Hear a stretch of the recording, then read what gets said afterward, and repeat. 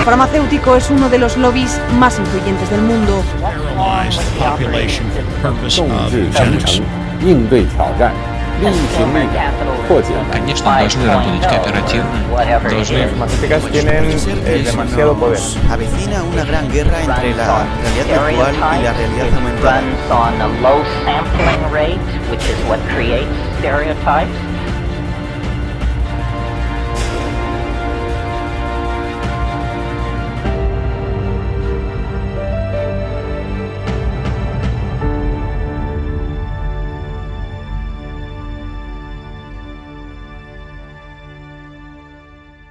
Hola, ¿cómo están? Bienvenidos a esta nueva edición de Humo y Espejos. Una vez más agradecer por acompañarnos y por colaborar con nosotros de la manera que puedan, ya sean difundiendo nuestro contenido para que cada vez más personas nos conozcan. Estamos muy cerca de los 10.000 suscriptores en YouTube, así que nuestro objetivo es llegar a los 10.000 porque cambia de categoría y necesitamos este cambio para seguir avanzando, así que los aliento a que se suscriban y que inviten a sus amigos que hagan lo mismo.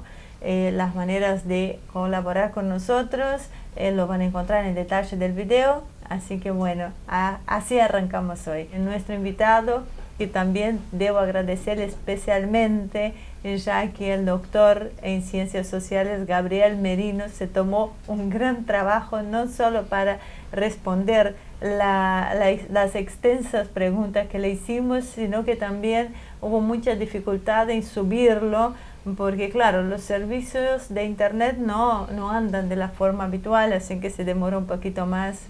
Hola, ¿qué tal? ¿Cómo están? Es un gran placer, como siempre, estar con ustedes en Humo y Espejos. Gabriel, muchísimas gracias. Más que interesante el material, así que arranco nomás con la primera pregunta. Bueno, saber de dónde surge el SARS-CoV-2 es realmente complejo. Solo suposiciones sin determinar si es un arma biológica o mutación natural. Sin embargo, nos podemos deducir quién puede ganar con esto. ¿Qué sector es el que puede tener más interés político detrás de todo eso? En realidad lo que uno puede observar es que en un escenario de plena y decreciente puja estratégica, lucha entre polos de poder, un escenario de guerra mundial híbrida, ¿no? Donde tenemos la guerra comercial, guerra financiera a través de sanciones, guerra de información, creciente guerra de propaganda, guerras también en muchos escenarios del mundo que combinan elementos irregulares con elementos regulares y convencionales. Bueno, en ese escenario, obviamente, una pandemia como la que vivimos suscita una enorme puja para ver quién puede beneficiarse y quién puede salir perjudicado. Pudimos ver en febrero claramente cuando los grandes medios de la prensa occidental o del occidente geopolítico hablaban del Chernobyl chino,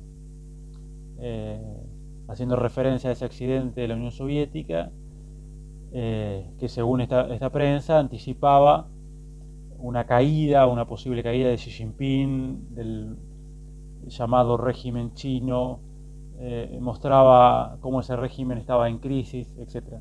2 meses después, esa misma prensa se preguntaba, por ejemplo, The Economist, se preguntaba en su tapa si China estaba ganando.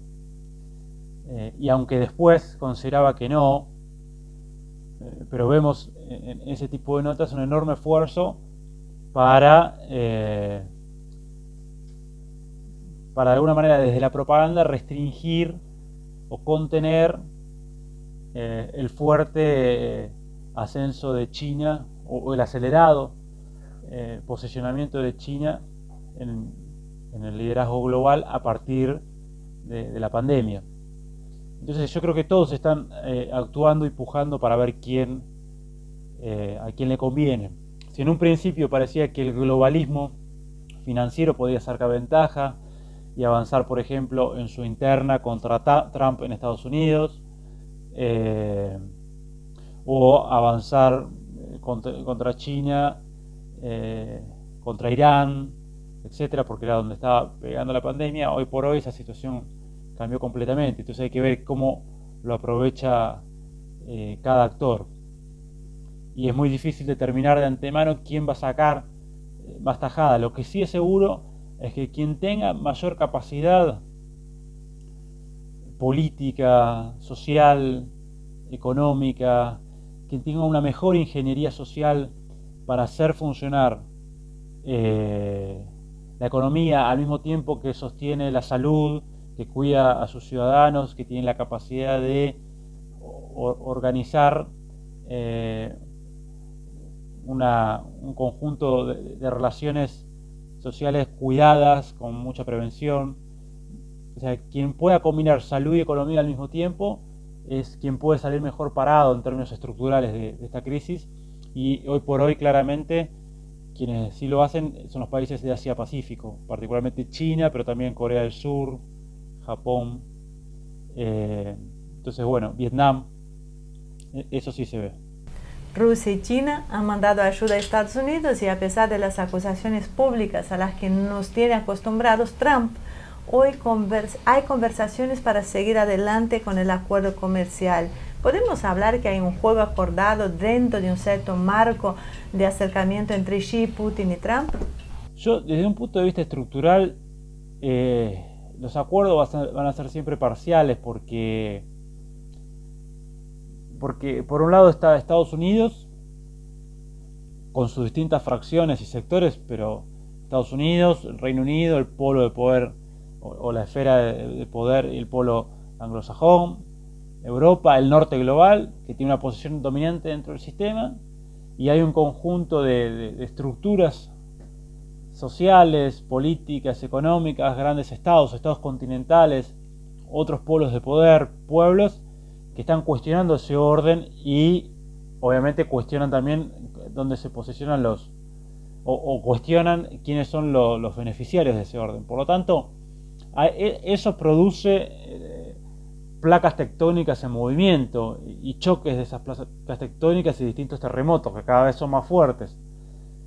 Por lo tanto, no, más que juego acordado, es parte de la disputa, y parte de la disputa es acordar por momentos y por momentos agudizar las tensiones, y más que acuerdo se va a incrementar enormemente, como estamos viendo, toda la retórica anti-China por parte de Estados Unidos,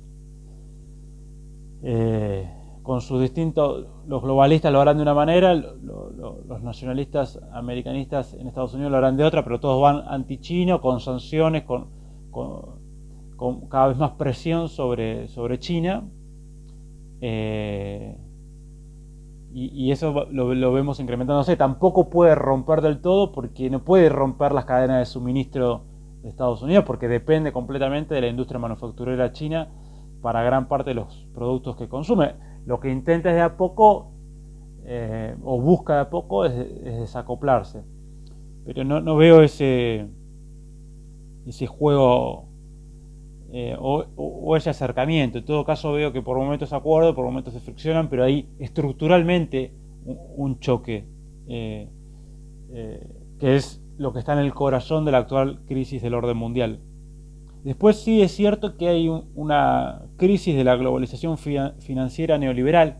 Eso ya es así desde el año 2008-2010, ya con la crisis del 2008-2010 se pone en evidencia esa crisis, incluso en sus elementos económicos fundamentales. Esa globalización financiera neoliberal también se basaba en que por cada punto de crecimiento de la economía mundial había 2 puntos de crecimiento del comercio internacional y 3 puntos de crecimiento de las inversiones extranjeras directas, ¿no?, sumadas como total.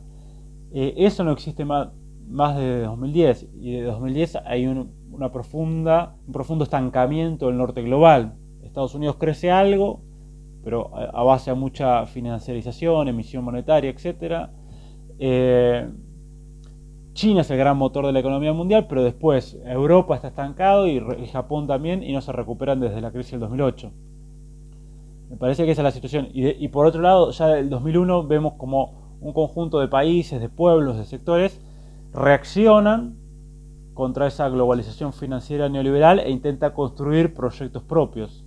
En América Latina vemos desde inicio del siglo XXI, que algunos le llaman un cambio de época, un retorno de los procesos llamados nacionales y populares, que justamente se oponen tanto al mundo unipolar, que empieza a entrar en crisis, como a la globalización financiera neoliberal, que son parte de la misma ecuación de poder. Eso es lo que tenemos desde hace años, y esto no hace más que acelerarlo.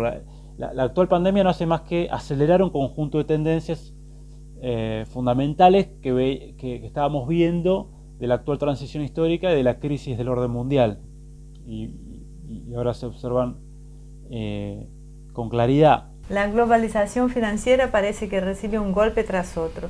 El modelo proteccionista y nacionalista de Trump, que se traduce con la caída de los TLC, ahora la pandemia, que frena el comercio internacional, ¿es el final de este modelo realmente? En este sentido, ¿qué pasa con los TLC? Bueno, hay que ver, hay una puja ahí. Es paradójico que mientras, por un lado, Trump y Estados Unidos se haya dado un giro proteccionista, sea China quien reivindique los TLC y el libre comercio. Eso indica también la tremenda capacidad productiva de China, y que ya ha conquistado la primacía productiva, aunque no todavía en lo financiero, pero sí en lo productivo y comercial. Está ahí en disputa el plano comercial, y toda gran potencia que se vuelve, o que tiene esa primacía productiva, tiende a ser librecambista porque tiene esa capacidad esa capacidad productiva que se destaca por sobre el resto, y lo hace ganador de cualquier puja y competencia económica.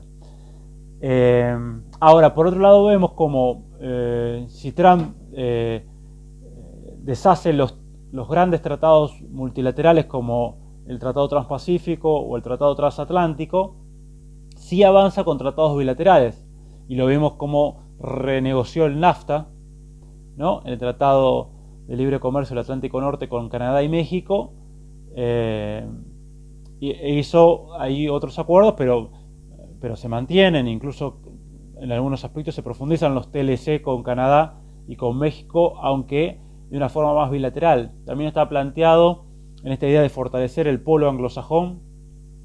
Está planteado un tratado de libre comercio con el Reino Unido después del quiebre del Reino Unido con respecto a la Unión Europea después del Brexit.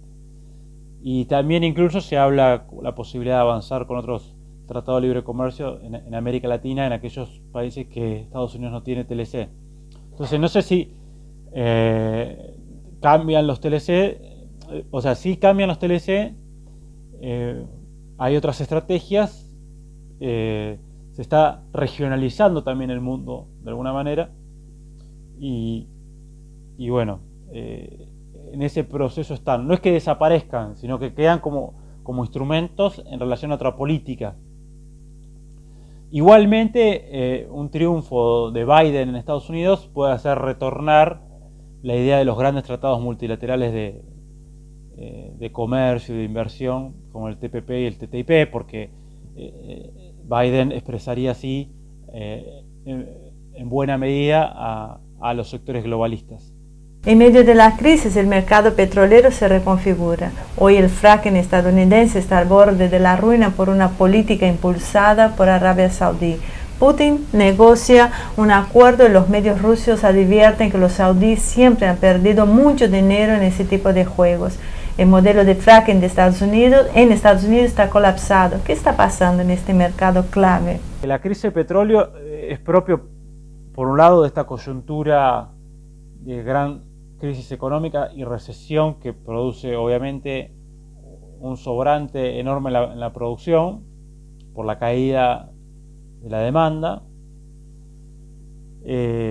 y que veíamos que viene de años, ¿no? Esta crisis económica. Por otro lado, de una industria del fracking en Estados Unidos que creció enormemente en esa búsqueda norteamericana de tener cierta capacidad de autoabastecimiento hidrocarburífero, ¿no? Que llegó a producir aproximadamente 12 millones de barriles por día. Eso fue gracias al fracking y eso fue una estrategia, digamos, para depender menos de los mercados externos. También obviamente como una estrategia de negocios, estrategia que obviamente debilitó a otros países productores de petróleo, por lo menos en ese rubro. Y obviamente después hay decisiones y pujas geopolíticas. Está la estrategia de Arabia Saudita, de Rusia, los otros dos grandes jugadores en este mercado mundial. Sin lugar a dudas, a quien principalmente golpea, me parece a mí, esta crisis del precio del petróleo es a la industria del fracking norteamericana, que va a ir a un proceso de consolidación, es decir, los más grandes se van a comer a los más chicos.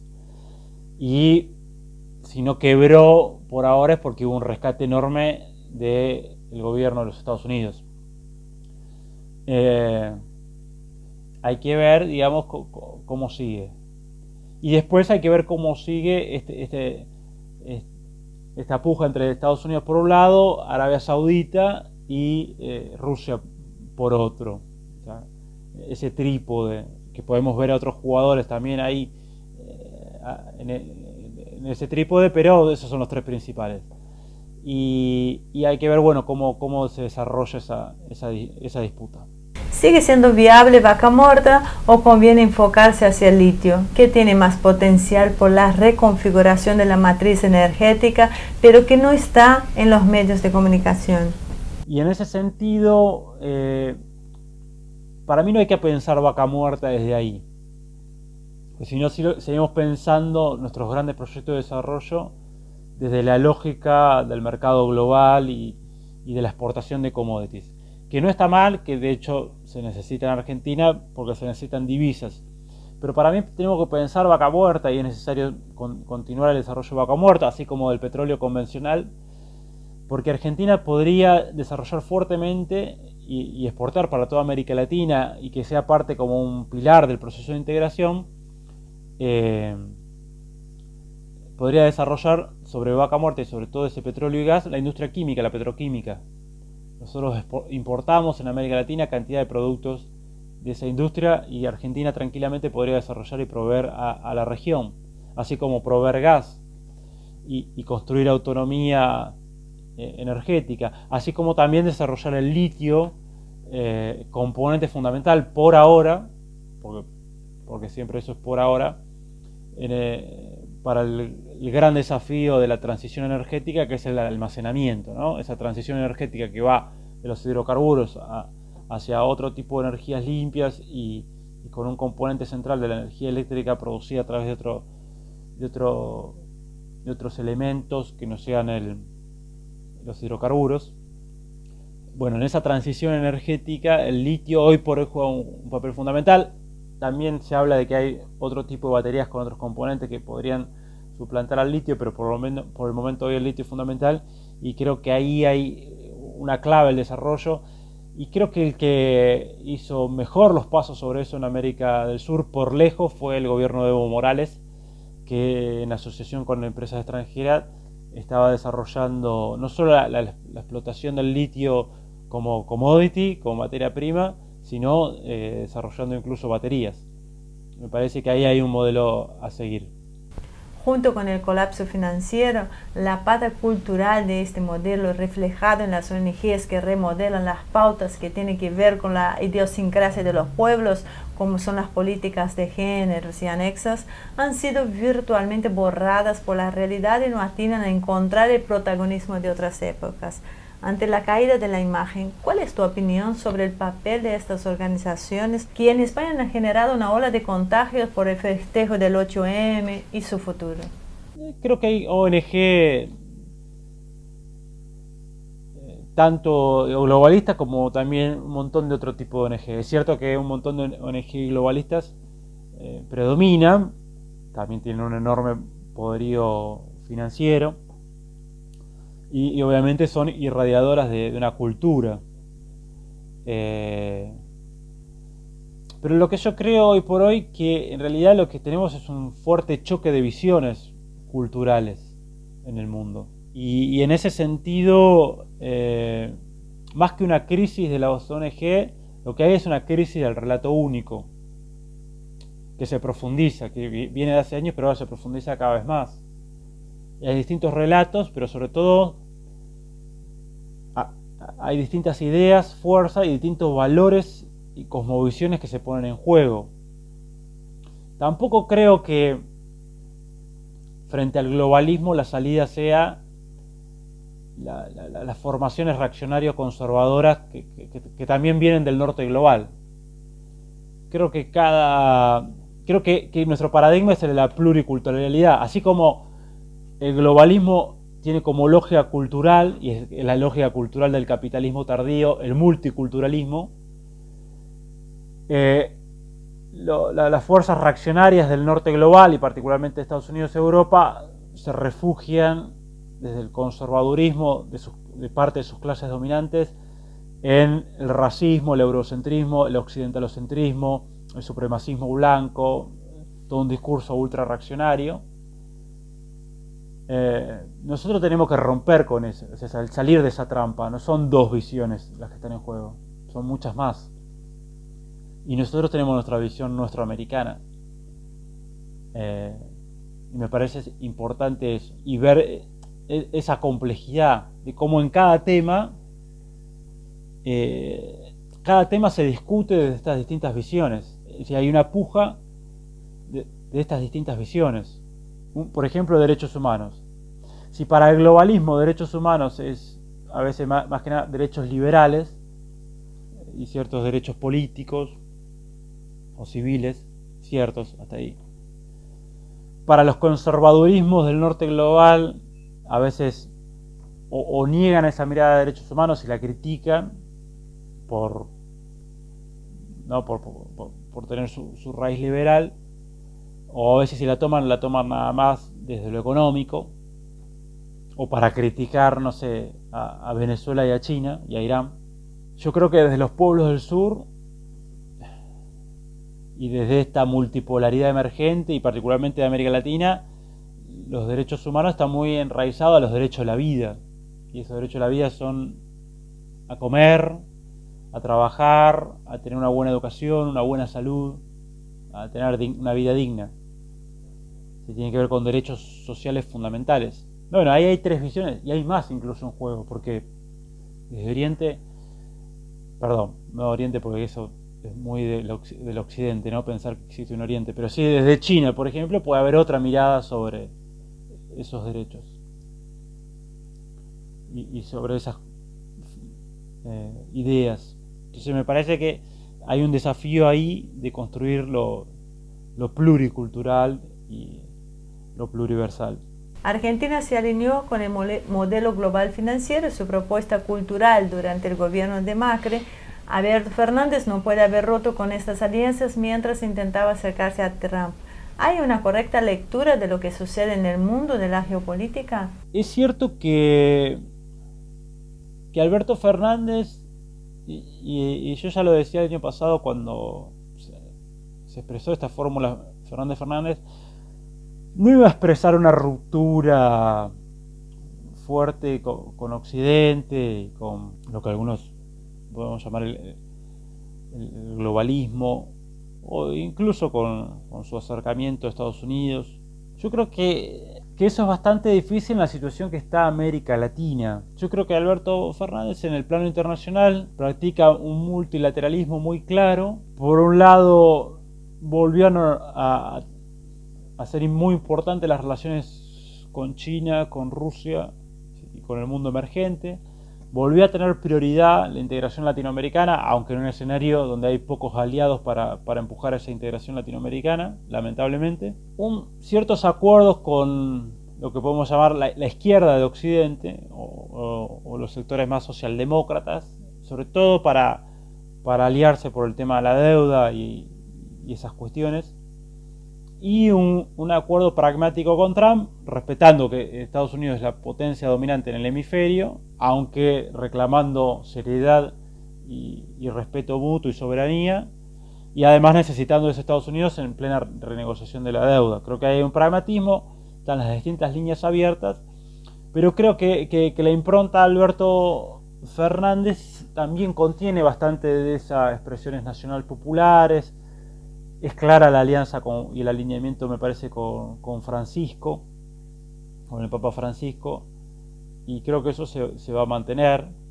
Y si llega a haber un escenario más favorable en la región para avanzar por la integración, creo que se va a profundizar esa línea. El avance brutal de la crisis mundial, sumado al cambio tecnológico, está acelerando la destrucción de empleos, muchos de los cuales simplemente desaparecen para siempre, favorecidos por la coyuntura. No es hora de cambiar las estructuras culturales de pensamiento y considerar cambios impositivos que contemplen una renta universal que distribuya la plusvalía tecnológica que está desplazando a la humanidad.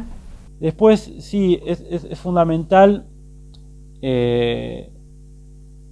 frente a este mundo, frente a la cuarta revolución industrial, frente a la destrucción de los empleos, que siempre también se crean otros, pero en este momento particular hay destrucción de los empleos por razones tecnológicas, pero no se crean otros nuevos también por la recesión económica. Y porque también hay una brecha de aprendizaje en estas transformaciones productivas, siempre, ¿no? Hasta que los nuevos trabajadores se adaptan y se forman en esas nuevas ramas que emergen y actividades, hay una brecha, y el tema es resolver esa brecha lo antes posible, particularmente en el sur y en los sectores más castigados. Pero sí creo que es fundamental replantearnos, ir a otros modelos de sociedad donde el dinero y el mercantilismo y la ganancia a toda costa no esté en el centro de la organización social, ese capitalismo salvaje o esas formas capitalistas. Es fundamental erradicarlas, y en ese sentido se podría avanzar en aumentar las rentas universales y los pisos para garantizar condiciones de vida mínimas para el conjunto de la humanidad, por lo menos empezando en aplicarlo por países, ¿no? A través de estructuras impositivas progresivas, a través de captar las grandes rentas que cada vez más acumulan dinero en paraísos fiscales, que cada vez más profundizan procesos de acumulación a través de despojar a los sectores de la producción, del trabajo y a los sectores más vulnerables. Creo que sí es fundamental en avanzar esos esquemas. Creo que estamos en una oportunidad además para avanzar en ese sentido, aunque es difícil si no se hace desde una coordinación internacional importante, ¿no? Pero es todo un desafío que tenemos hacia adelante. Y va a ser un desafío, ¿no?, en la medida que la tecnología sustituya mano de obra, si es posible captar esa llamada plusvalía tecnológica, que es medio raro ese concepto, pero bueno, así aparece. Sí, lo que se puede hacer en realidad, me parece lo más importante, es captar a través de impuestos a la riqueza, sobre todo a la propiedad, a la riqueza más que al ingreso, la gran riqueza, la gran propiedad, captar esa riqueza a través de impuestos, distribuir, romper esos procesos de concentración, distribuir bienes, distribuir medios de producción, distribuir rentas. Ese es el gran momento. Ante la profundización de la crisis económica y financiera, el gobierno nacional intenta refinanciar su deuda, con una previsión de que al menos 40 países que entrarán en default. ¿Qué sentido tiene el apuro? En estas circunstancias los acreedores quieren dar un mensaje de dureza y la Argentina será el primero y uno de los más importantes, sería el mejor ejemplo para advertir a los demás países que hay que pagar.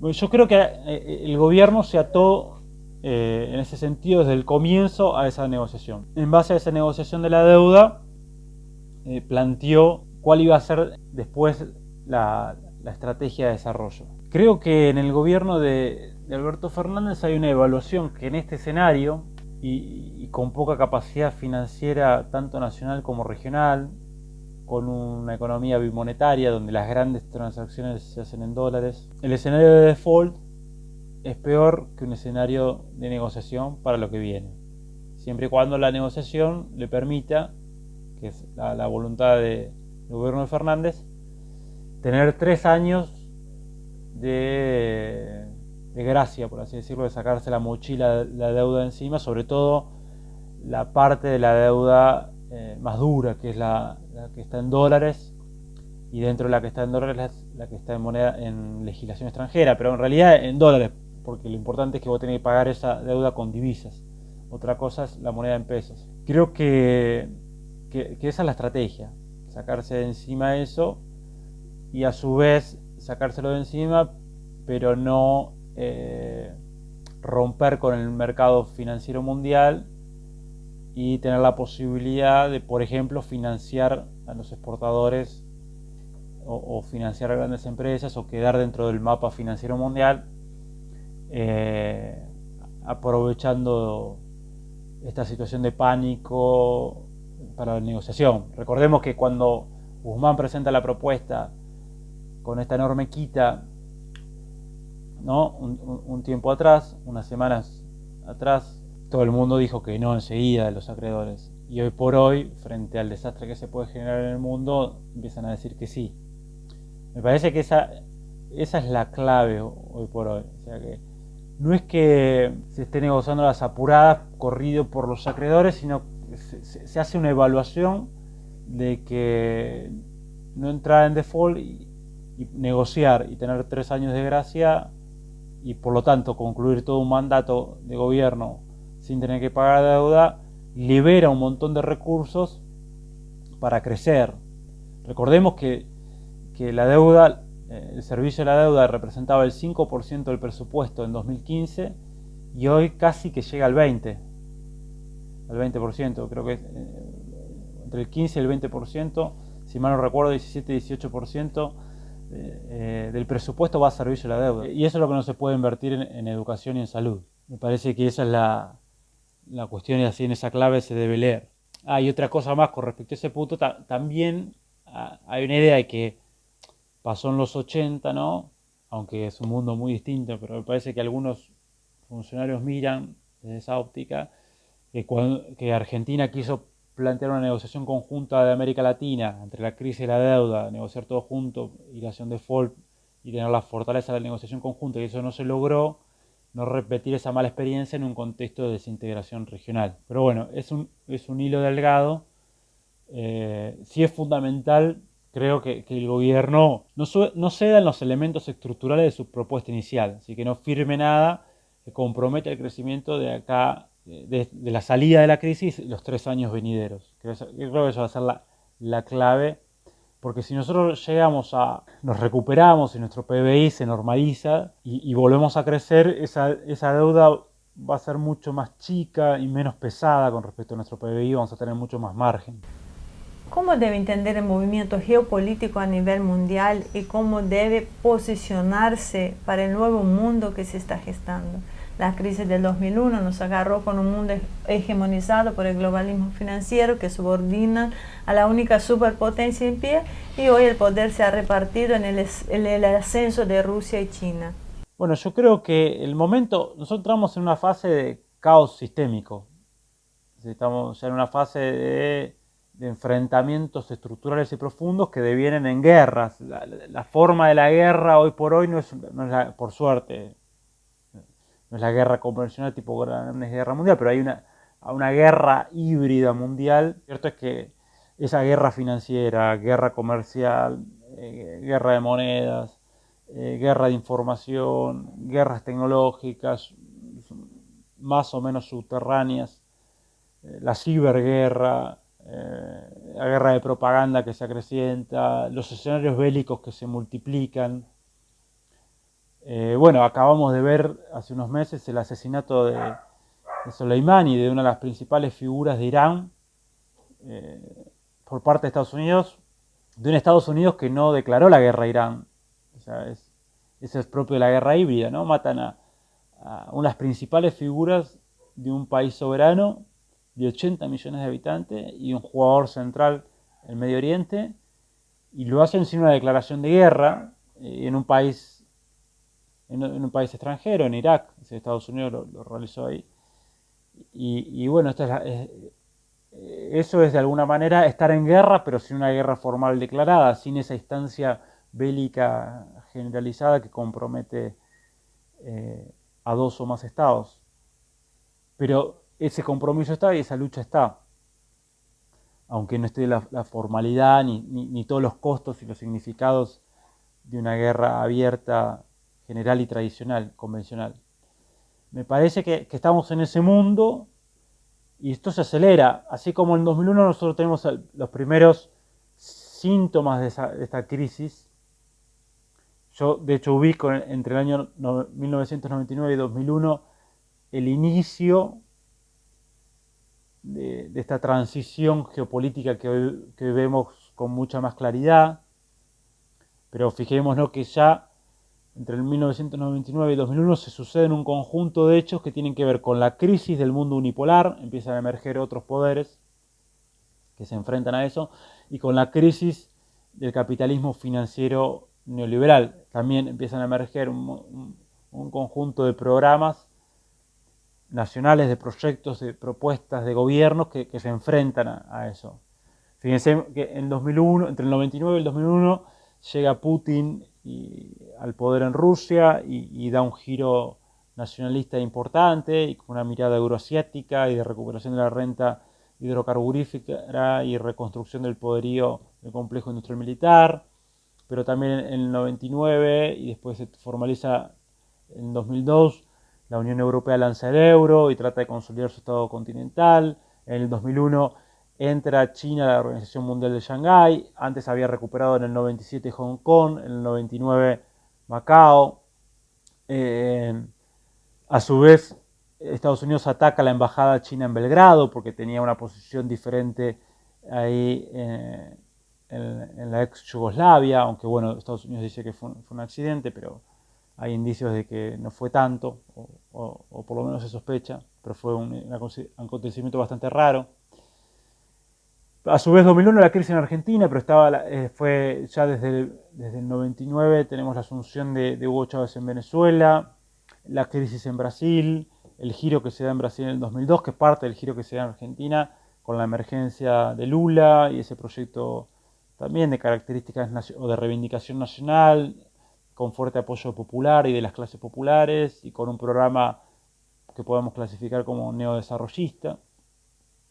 Si tenemos un mundo que ya empieza a configurarse de otra manera. Incluso el propio Vaticano lanza en 1999 el jubileo de la deuda 2000 para condonar la deuda de los países pobres o con menos desarrollo y aumenta la retórica de la Iglesia Católica, o por lo menos gran parte de ella, contra el capitalismo salvaje, contra el dios dinero, contra esos procesos de deuda que generan más ruina y dependencia en los países. Me parece que eso ya arranca ahí. Ahora eso se ha profundizado mucho más. ¿Y qué es fundamental para Argentina en ese momento? Bueno, en este momento es fundamental algo que ya empieza a suceder, pero que todavía con la crisis y la pandemia lo vemos complicado, es un fuerte cambio de rumbo que produzca cambios estructurales, que recupere esta idea de la producción y el trabajo como eje o sobre lo financiero, lo que no quiere decir que no sea fundamental las finanzas, pero oxigenando y generando mecanismos para impulsar ese trabajo, esa producción, recuperar un proyecto de base productiva, recuperar el desarrollo tecnológico nacional, recuperar y avanzar en algunas industrias fundamentales y claves desde el Estado, donde los privados no pueden invertir, de alta tecnología, compleja. Fijémonos que la recuperación de YPF fue fundamental para volver a poner en marcha un plan energético de recuperación de la producción energética nacional, particularmente en el área hidrocarburífera. Y así en otras áreas es crucial. Es crucial con respecto a lo que hablábamos de lo financiero, recuperar instrumentos financieros, fortalecer la moneda, generar una nueva ley de entidades financieras que permita que el gran ahorro nacional, en vez de irse a fuga, vaya a oxigenar la producción de trabajo, generar mecanismos de ahorro en pesos, invertir mucho en educación, en romper la brecha digital, en eso que va a ser un poco el futuro y que ya es el presente, que tiene que ver con las nuevas tecnologías y el trabajo. Me parece que bueno, ahí hay muchas cuestiones. Obviamente recuperar la idea de la integración regional, constituirse como un polo de poder, construir esa idea, ¿no? Creo que nosotros siempre lo pensamos desde la integración, pero tenemos que ir un paso más allá y pensarlo desde un Estado continental. Hay que construir ese Estados Unidos de Sudamérica. Sin esa base es muy difícil pensar ser una voz en el concierto global y a partir de ser una voz y tener fortalezas, impulsar el desarrollo o incluso el post-desarrollo, es decir, nuevos paradigmas de cómo desenvolver la producción, la cultura, producir y cómo producimos y reproducimos nuestra propia vida con mayor bienestar, mayor dignidad, mayor igualdad, mayor democracia. Me parece que esas son las grandes claves y que en estos grandes momentos de crisis, de transición, de incertidumbre, son los momentos oportunos justamente para pensar ese rumbo. Porque nos queda como dos grandes caminos, o vamos hacia ese rumbo de ruptura con nuestra situación colonial, con nuestra dependencia, con nuestra situación periférica, y construimos un bloque regional y construimos modelos de desarrollo y complejizamos nuestra estructura productiva y ganamos en soberanía financiera, en defensa, en el control soberano de nuestros recursos naturales, etc. O creo que vamos a una situación de involución periférica fuerte en esta puja, porque si somos una hoja al viento en temporada de huracanes, eso nos garantiza un fuerte proceso o lo más probable es que eso nos imponga un fuerte proceso de retroceso y de involución periférica. Ese creo que es un poco el dilema. Bueno, muchas gracias y un abrazo. Gabriel, muchísimas gracias. Estuvimos ahí al pie del cañón viendo cómo que pudieras pasarnos este material, así que bueno, esperamos contar con vos en otras oportunidades y la verdad un contenido realmente muy interesante. Así que Marce, yo estuve anotando algunos puntos que obviamente fueron varias preguntas, fueron 10 preguntas y cada una lleva su tiempo. Teniendo en cuenta los puntos que consideré que serían más interesantes apuntalar ahora a partir de la entrevista a Gabriel Merino, me gustaría que pudiéramos analizar un tema que, bueno, en definitiva venimos hablando hace rato, que es el futuro el trabajo del futuro o el futuro del trabajo, ¿no? Algunos también hacen ese juego, la plusvalía tecnológica, que es un concepto raro, que dado que hablamos ahora de la explotación de los avances tecnológicos y no del hombre por el hombre, así que cómo podemos abordar esos dos conceptos en primer medida. Yo creo que eso es lo que está costando más hoy, que se puedan entender, que se pueda abrir la mente a un fenómeno que es nuevo. O sea, básicamente lo que siempre ha pasado hasta ahora es que se ha hecho una interpretación de la explotación del hombre por el hombre a partir de lo que determina Marx como la plusvalía, que es básicamente, si yo fabrico esto para vos, entre lo que sale el costo de esto más mi sueldo, el costo del material más mi sueldo, el precio de venta, menos los impuestos, vos vas a tener una ganancia. Esa ganancia la hace sobre la explotación de mi trabajo. Esa es la base del marxismo. O sea, que alguien gana sobre la explotación del trabajo. Tema que lo que nosotros venimos planteando es que este concepto, si bien todavía existe, va a ir desapareciendo con el tiempo. Gabriel dice un poquito como que, bueno, es un concepto raro. Es un concepto raro obviamente porque estamos acostumbrados a hablar de explotación de hombre por el hombre, pero acá lo que nos estamos encontrando es que por primera vez en la historia de la humanidad, el hombre claramente tiene amplias posibilidades de desaparecer de la cadena productiva.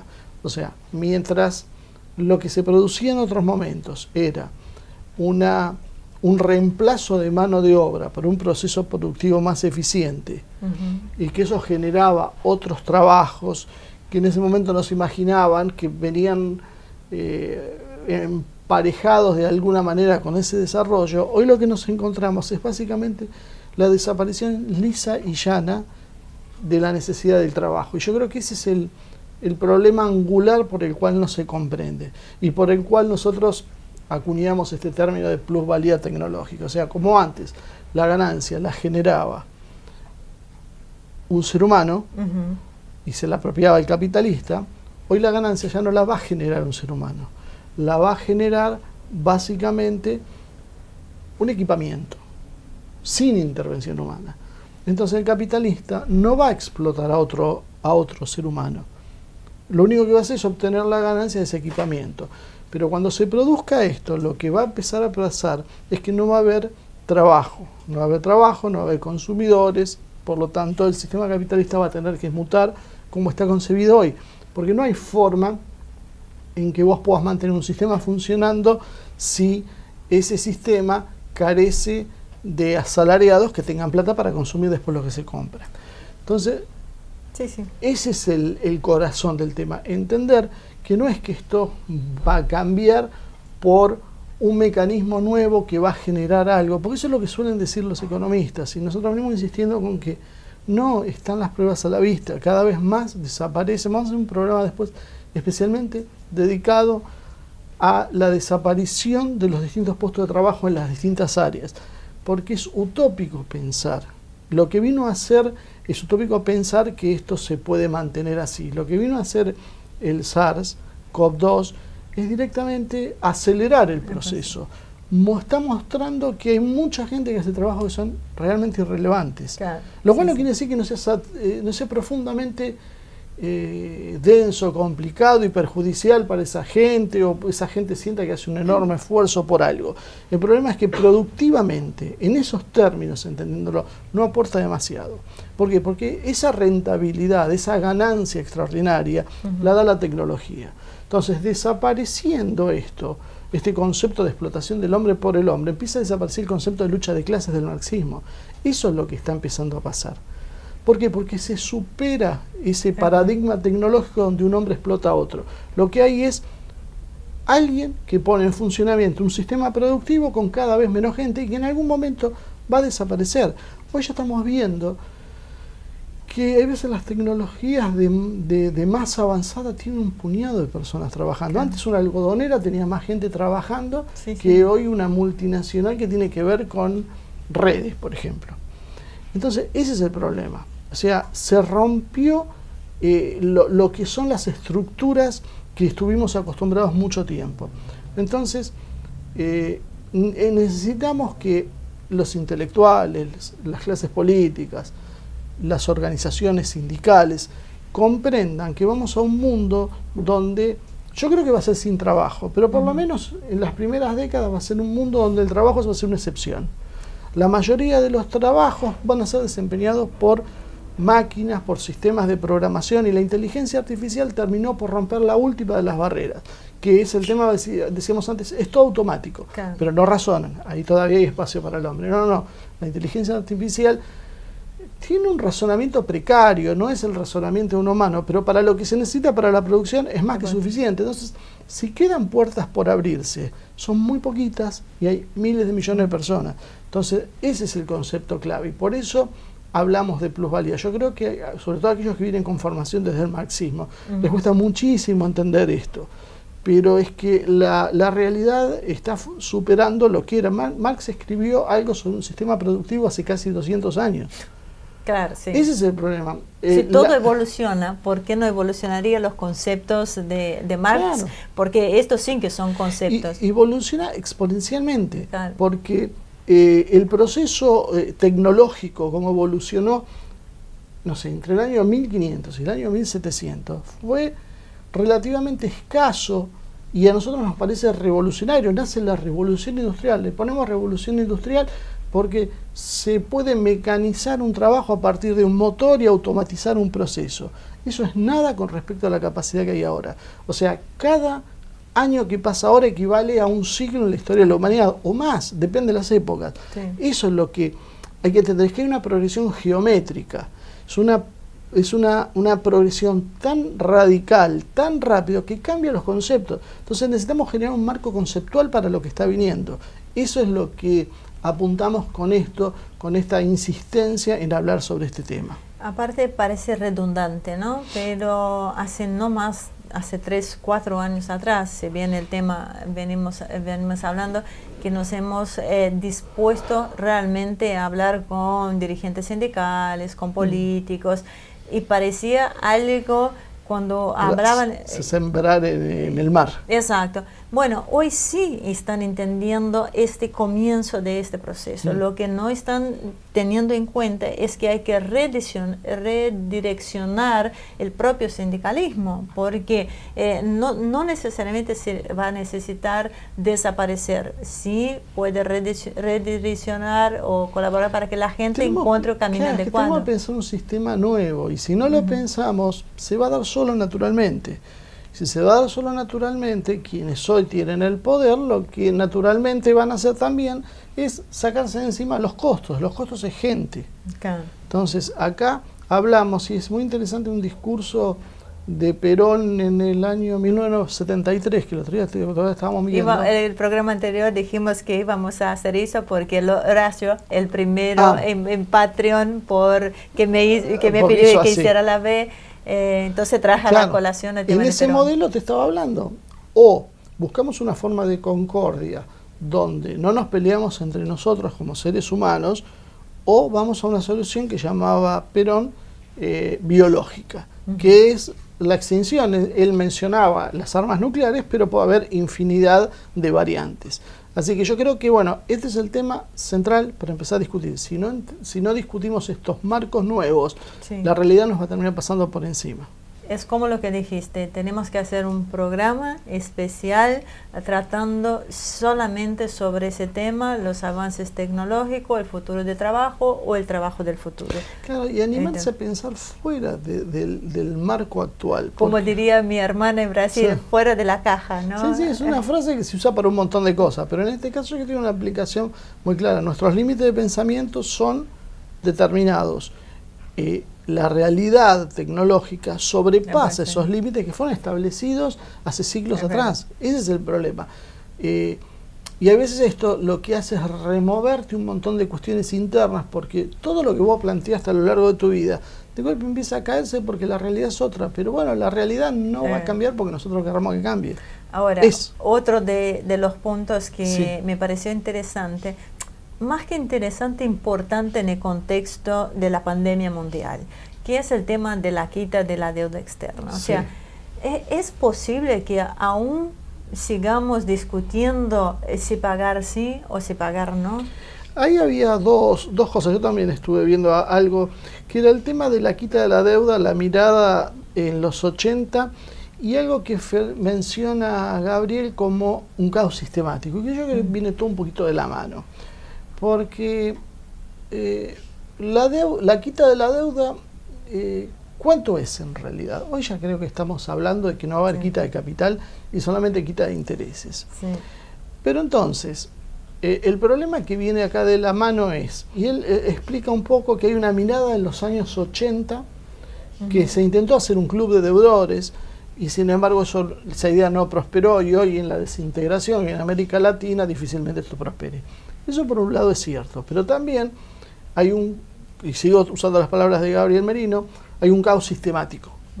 O sea, el sistema se está caotizando, no sabemos a dónde va a parar, todo se está quebrando, todo está saltando por los aires. Entonces lo que yo creo es que el gobierno se apresura en tratar de negociar algo con un sistema que está moribundo, que en realidad... Y dar prioridad, porque al menos se podría decir, mientras estamos en este contexto, la deuda externa no es una prioridad. Es que está todo paralizado porque no hay plan económico, porque el plan económico está sujeto a cómo hacer el arreglo de la deuda. Y más allá después de discutir qué es primero el huevo o la gallina, lo que claramente está moviendo es que esto es en realidad darle un salvavidas a los acreedores que están buscando mostrar que a pesar de que se derrumbó todo, hay países que de alguna manera van a arreglar en las condiciones que ellos quieren. Y ahí es donde está el problema. Entonces yo creo que no hay que apresurarse, creo que el tiempo juega para la Argentina, porque día a día vemos como se cae algo nuevo, porque creo que a veces los tiempos, nosotros cuando empezó todo esto, planteábamos, estamos en un cambio de era, estamos en un cambio sistémico, esto tiene un cambio que afecta a las raíces del predominio del capitalismo occidental de 5 siglos. Ese eje anglosajón que por lo menos los últimos 3 siglos dominó la humanidad, se está cayendo, se está resquebrajando. Y eso implica que se van a romper todas las estructuras que hay. Ya estamos viendo cómo se desgranan. Claro. Sin embargo, nuestras ideas, las de nuestros dirigentes, es ir a ver qué pasaba en los 80. En los 80 era cuando se derrumbaba la Unión Soviética y emergía como el fin de la historia el globalismo financiero. Entonces, es al revés. Nosotros estamos negociando ahora con los que se están cayendo, cuando en el 80 esos eran los ganadores. O sea, estamos yendo atrás de la historia. Entonces lo que yo creo que hay que plantear es ver hacia dónde vamos. No tenemos ningún apuro. Se habla mucho de, bueno, ¿y cómo financiamos las exportaciones? Vemos países bloqueados, como Irán, por ejemplo, que el país ha seguido funcionando, con problemas, sí, más de los problemas que tenemos nosotros, y habría que ver. Habría que ver, porque yo creo que se encuentran mecanismos. Cuando vos producís alimentos, como produce la Argentina, que básicamente es el único ingreso de divisas que tenemos, los alimentos los vas a producir, la demanda va a estar y alguien lo va a financiar. Sobre todo en un mundo donde tenés empresas chinas o empresas iraníes o empresas rusas que están abiertamente enfrentadas con esto. Entonces, ¿a quién le estamos defendiendo los intereses? ¿Qué es lo que estamos...? Aparte estamos hablando de un país como la Argentina que tiene una capacidad de producción, no solo de materias primas, que es impresionante, los recursos naturales con los cuales contamos. O sea, no deberíamos estar en una posición de debilidad. No, eso desde ya, pero... pensar que no vamos a poder producir o no vamos a poder exportar porque no nos van a financiar, yo creo que eso es una mentira que desarrollan los mismos economistas liberales ligados a estos fondos financieros, porque la realidad es que cuando vos tenés alimentos, vos los exportás y alguien los va a pagar y vas a tener las divisas para importar las cosas necesarias, punto. Si te presionan demasiado, obviamente te obligarán a radicalizar tu posición política. Yo creo que a nadie le conviene eso, y creo que si es por un tema de deuda, porque nosotros acá no estamos diciendo vamos a hacer una revolución anti-estadounidense, nosotros lo único que queremos es déjenos vivir. Entonces nos sentamos tranquilos, exportamos lo que podemos, a quien quiera comprarnos. Los chinos claramente son nuestros principales compradores y claramente se autofinancian, así que no necesitamos bancos occidentales. Y es más, si empezamos a pensar en las cuestiones que ofrecen, las ventajas que ofrecen las criptodivisas, y que hoy ya se está hablando, China ya está haciendo un cripto yuan, un cripto renminbi, cuando empezamos a hablar de eso, directamente vamos a obviar la estructura bancaria y financiera. Va a ser una relación entre proveedor y comprador directa, sin la intervención de los bancos. No vamos a necesitar este mecanismo de prefinanciación de importaciones, son mecanismos que están quedando obsoletos. Entonces, el problema hoy no lo tenemos nosotros, tenemos acreedores que prestaron encima a un modelo que cualquiera sabía que iba a quebrar. Entonces, si ellos le prestaron a un modelo como el de Macri y prestaron para que se lo devuelvan a 4 años cuando cualquiera sabía que eso era imposible, bueno, hay que empezar a hacerse cargo. Entonces, no podemos tener un doble estándar. Somos muy rígidos y no nos atenemos nada más a lo que es legal y en otros momentos a lo que es político. Entonces, es legal en ese momento prestarte, pero aunque políticamente estaba equivocado. Y ahora resulta que políticamente puede ser conveniente otra cosa, pero lo legal, o sea, no podemos aplicar reformas en lo legal porque políticamente no nos sirve. Pero si antes desconocimos el tema político, ¿por qué ahora sí? Claro. Y yo creo que siempre podemos aplicar la mirada política sobre esto, porque en definitiva las definiciones son políticas. Sobre otro tema que mencionó Gabriel Merino, que es el tema de la iglesia versus capitalismo, ¿no? Y lo mismo la posibilidad de construir los Estados Unidos de Latinoamérica. Bueno, esto yo creo que habría que unir los dos temas por un tema. Lo que él habla de la iglesia, él habla que la iglesia ha relanzado un mensaje anticapitalista, lo cual es cierto. Pero también es cierto que ese mensaje anticapitalista de la iglesia siempre existió. Lo que pasa es que se confunde ex profeso actitudes de determinados sectores o de determinadas partes de algunas jerarquías en algunos países que han hecho negocios con sectores de la alta burguesía de esos países y han sido partícipes de la denominación. Eso obviamente que existe, pero si vamos al mensaje filosófico, siempre fue anticapitalista, de la misma manera que lo es el del Islam. Claro. El Islam es naturalmente anticapitalista. Prohíben, la Iglesia Católica prohibió hasta el siglo XIX, si mal no recuerdo, el interés. Sí, el Islam lo sigue prohibiendo al día de hoy. Este invento de la usura en realidad es una forma de disimular el interés, pero lo que se prohibía era el interés. Vos no podías ganar dinero por prestar dinero. Claro. Vos tenías que ganar dinero por tu trabajo. Esto choca un poco con lo que hablaba al principio, pero bueno. Acá estás ganando dinero por el solo hecho de prestar dinero, y eso lo condenó siempre la Iglesia. Entonces, vos ahí encontrás que hay una especie de reserva moral. Después, cuando hablamos de la corrupción y los curas pedófilos y todo eso es propaganda. O sea, seamos serios, estamos hablando a otro nivel. No empecemos con las chicanas, porque si otros dicen, no, sí, pero ¿y el Padre Gracia? No, eso no tiene nada que ver. Estamos hablando de temas profundos, en serio, de lo que son los mensajes.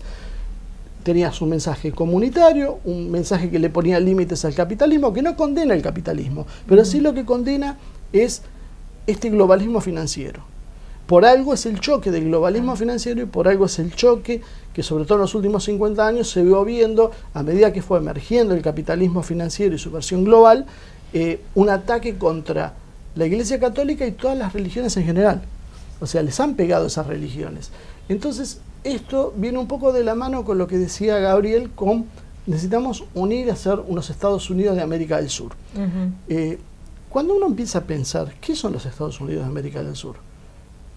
Es la América hispana o ibérica. O sea, la América que tiene un factor en común. ¿Cuál es el factor en común? La religión. Religión, idioma, costumbres. Inclusive es hasta variable la cantidad la proporción de pueblos originarios. En algunos lados hay más, en otros hay menos, el balance varía, en algunos lados hay más negro, en otros lados hay menos. Pero en líneas generales, el factor que une todo eso es una misma cultura expresada a través de una misma lengua y una misma religión. Solo estamos los brasileños ahí medio No, porque por eso te hablo de Iberoamérica. Sí. O sea, yo creo que cuando los que hablan de hispanidad, y no hablo de los que a veces son muy cerrados en esto, pero los que hablan de hispanidad, lo que están hablando es del concepto de imperio. El concepto de imperio en el sentido integrador, que lo hemos mencionado muchas veces acá, donde tal vez podía prosperar y sería más inteligente la idea, no hablar ya de América del Sur sola, sino empezar a hablar de un concepto de mundo latino. Entonces, lo que tiene esta visión es lo que hace Putin cuando construye Rusia. ¿A través de qué lo construye? El idioma eslavo, la nacionalidad rusa, claro. el idioma ruso como idioma franco, que no quiere decir que vos suprimas el resto, quiere decir que vos tenés un vehículo integrador. Sí, sí. ¿Qué es lo que hace, cómo construye China? A través de la etnia Han, que es el 90% del territorio, sí, sí. Y a través de un lenguaje, un mandarín, que es lo que une la multitud de dialectos y etnias que hay en China. Eso es el factor común que han tenido todos los imperios en la historia. Claro. Porque volvemos a diferenciar entre imperio y el imperio colonizador británico, que no hacía ese factor integrador, sino que destruía donde llegaba. Sí, sí. O sea, construía a partir de la destrucción.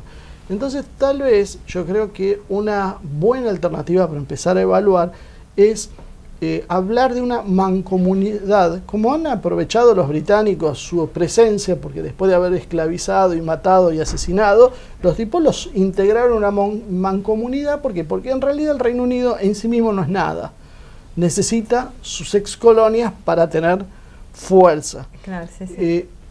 ¿Qué pasaría si los 600, 700 millones, habría que sacar bien la cuenta cuántos son, no la saqué, de hispanoamericanos, más brasileños, más portugueses, y hasta los españoles que están de acuerdo con esta idea? Y no estamos hablando de subordinación a Madrid, porque bien el centro de esta mancomunidad podía ser otro, pero en principio podíamos estar hablando de una unidad de intereses en algo en común, en privilegiar las negociaciones entre nosotros. Acá estaríamos metiendo un país europeo, 2 países europeos en la cuenta. Habría que ver si no podemos sumar a esto a Italia, que también tiene una misma cultura latina. Francia es otro tema. No, porque hay unas diferencias culturales, la ilustración es otra cosa. Pero la idea de generar una mancomunidad de intereses puede ser más útil que hablar de un Mercosur o de una unidad latinoamericana cuando estamos muy debajo y nos dividen mucho. O sea, acá hablaríamos de otra cosa más amplia, que empezaría a sentar las bases de una organización que iría en un sentido. Y si juntamos 600, 700, 800 millones de parlantes hispanos más portugueses, yo creo que sería uno de los grandes poderes a nivel mundial. Inclusive esto presionaría a los propios Estados Unidos con los 55 millones de mexicanos, según por ejemplo Jalife Rame, hay 35 millones legales y 20 millones más ilegales, 55 millones solo de mexicanos dentro de Estados Unidos. Es una locura. Claro, entonces la capacidad de presión de esto sería realmente muy importante. Yo creo que nuestros políticos podían abrir un poco más el juego y dejar de hablar de una América indígena, que está todo muy lindo en los papeles, pero es impracticable y no lleva a nada. Y por algo, los británicos apoyan esa idea. Porque cuando uno ve, por ejemplo, el tema de los mapuches, ve que la sede está en Bristol, en Inglaterra. Entonces, no son tontos. Te dicen, vayan por ese camino que no lleva a nada y no vayan por este, que tal vez acá se pongan de acuerdo, son muchos y hagan fuerza. Terrible, ellos están pensando acá y vos estás tirando algo muy muy arriba, así que me parece casi sí, después obviamente me van a salir a matar, me van a decir un montón de cosas, me van a decir de falangistas, no saben qué se les va a ocurrir, porque es verdad, estas ideas había en algunos sectores franquistas, pero yo creo que hay que no se desecha todo o se toma todo, creo que se toman las partes que se necesitan para la construcción que uno quiere. ¿Cómo podemos pasar de comunistas a fascistas? Es el milagro nuestro. Eso es porque estás en realidad en el justo medio. Nos vemos en el próximo programa. Y en cuanto a ustedes, muchísimas gracias, de verdad, muchísimas gracias por acompañarnos hasta el final, hasta acá, hasta el aguante, porque vemos que se mantiene bastante ahí la audiencia y me escuchan a mí hacer el cierre, que no tengo que quedar tan en soledad. Así que los invito una vez más a suscribirse a nuestro canal de YouTube, dar like, invitar a que sus amigos hagan lo mismo. Necesitamos llegar a los 10.000 suscriptores porque YouTube cambia la categoría. Así que como te visibiliza. Esa es la diferencia. A los 10.000 suscriptores YouTube te empieza a visibilizar. Así que hagamos un esfuercito más, contamos con ustedes. Y haces clic en el like de... hacer clic, dar like. Y no se olviden de Patreon. Y no se olviden de Patreon. Que no solo de lo espiritual vive el hombre.